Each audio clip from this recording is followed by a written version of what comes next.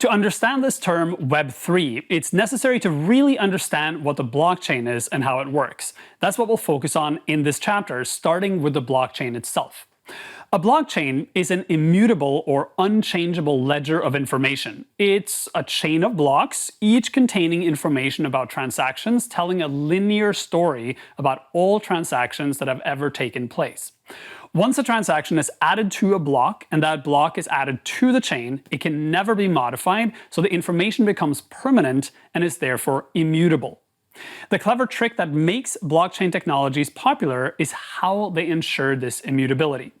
Think of a regular ledger of transactions. If I want to make a change to the history of the ledger to alter or remove a transaction that has happened in the past, all I'd have to do is find the right entry, make my changes, and just make sure the ledger still adds up. Nobody would be the wiser unless I made a mistake.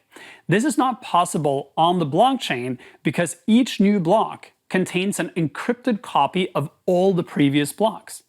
That way, if I go in and try to change a transaction in a past block, the block would no longer match the encrypted copy in the next block, and everyone can see the chain has been tampered with. This is achieved using an encryption algorithm that is easy to test, typically SHA-256.